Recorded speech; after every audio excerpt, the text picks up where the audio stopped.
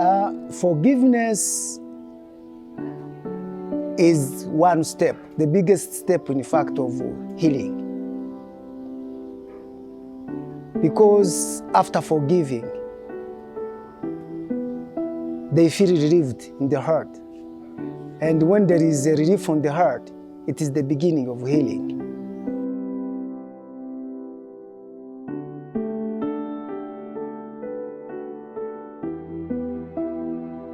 Forgiveness asks us to face those emotions that we never wanted to face again. The trauma, the pain, the heartache, those feelings that we really want to try to run from. Forgiveness asks us to face the people that we never wanted to face again. The violator, the traitor, the assailant, our offender. Forgiveness asks us to follow the lead of the one who first forgave us, who in the face of unspeakable betrayal and loss chose to say, "It is finished." How do we forgive?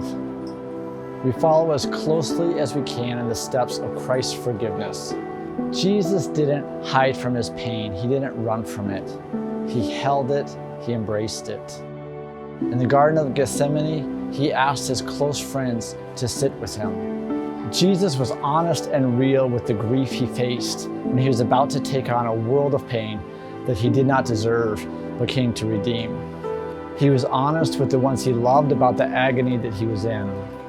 Jesus looked out at the thousands who had chosen to crucify him and who chanted with delight at his death, and he used his final breaths to forgive. He cried out, "Father, forgive them, for they know not what they do."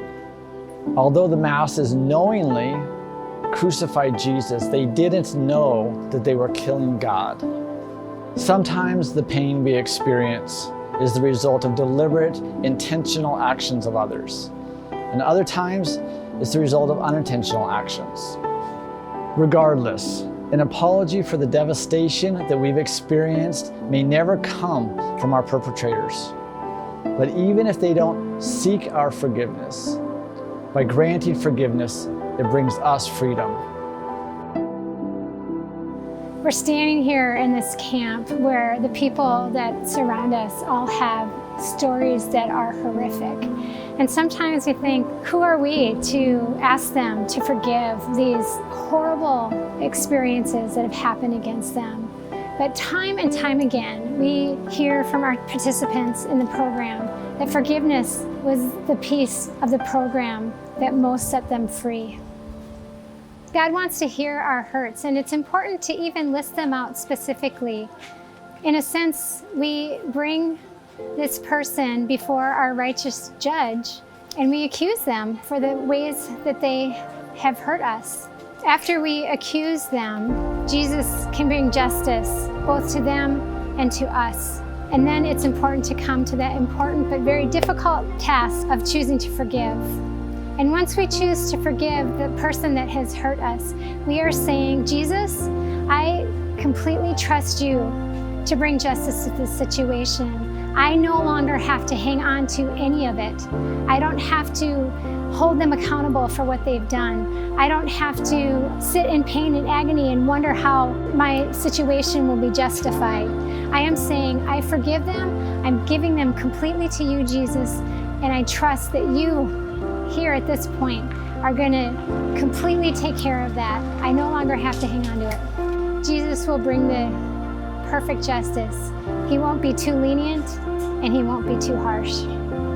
An important next step in this process of forgiving is to take some time to ask God whether or not there's anything that you need to confess regarding the situation. And it might just mean a simple prayer to say, Lord, show me if there's anything here that I have contributed to the pain of this situation. And once the Lord makes that clear to you, it's important to confess that to Him and to ask Him to cleanse you from that unrighteousness. Forgiveness doesn't mean that you have to be in relationship with that person. And forgiveness doesn't mean that you're saying that what they've done is okay. Forgiveness doesn't even mean that your hurt will immediately be gone. And lastly, my favorite part is that we can ask God at this stage to hang on to the memories of what happened against us. We can pray and we can ask God, would you take this pain? Would you take all of the memories of this hurtful experience? And would you just hang on to them in heaven? And He does that for us. And unless He wants to use them for His glory or for our good and our testimony sometime in the future, they will remain safe with Him.